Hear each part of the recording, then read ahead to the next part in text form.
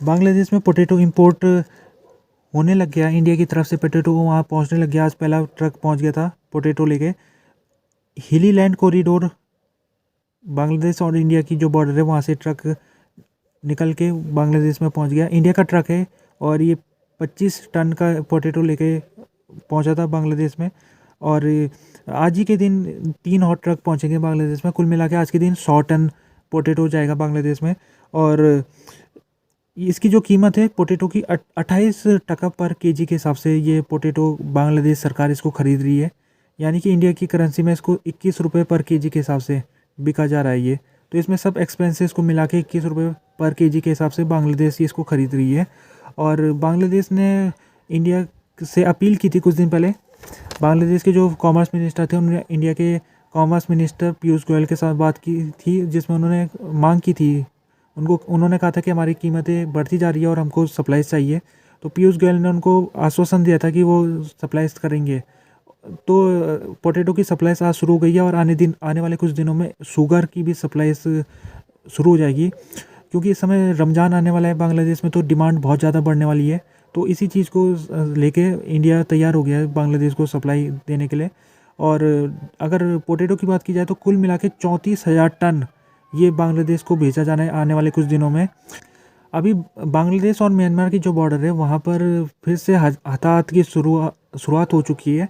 जो म्यांमार का इलाका पड़ता है वहाँ पर अराकान आर्मी और मिलिट्री जनता आपस में उनकी लड़ाई चल रही है, जिसका असर बांग्लादेश में भी पहुँच रहा है। बांग्लादेश का जो इधर गांव है वहाँ पर भी कुछ गोलीबारी की घटनाएं हो रही है। जैसे कि एक गांव पड़ता है तेमरू, वहाँ पर एक म्यांमार के बिल्कुल सामने पड़ता है ये गांव। तो एक जो बुलेट है वो इधर का एक ऑटो रिक्शा में वो हिट कर गई थी।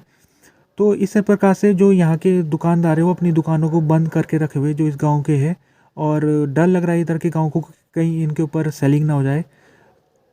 तो यहाँ पर जिस प्रकार से अराकान आर्मी ने कंट्रोल काफ़ी हद तक उसने पा लिया है, जो बांग्लादेश की बाउंड्री की तरफ म्यांमार का हिस्सा पड़ता है वहाँ पर अराकान आर्मी को काफ़ी एडवांटेज मिल चुका है पिछले कुछ दिनों में।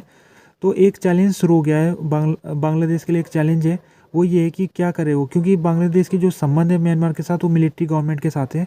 अब मिलिट्री गवर्नमेंट यहाँ पर उसका जो पोजीशन है उसको खोती जा रही है। तो अब क्या बांग्लादेश को क्या करना चाहिए? क्या उसको अराकान के साथ कुछ समझौता करना चाहिए?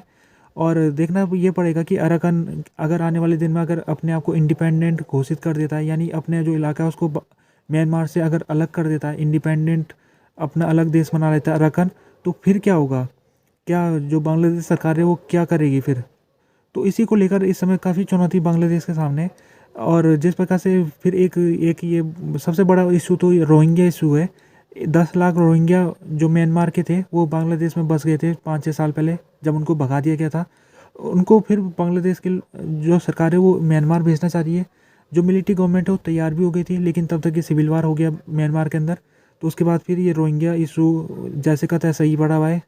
तो इसको भी रोहिंग्या को कैसे म्यांमार के अंदर भेजा जाए वो भी एक चुनौती है।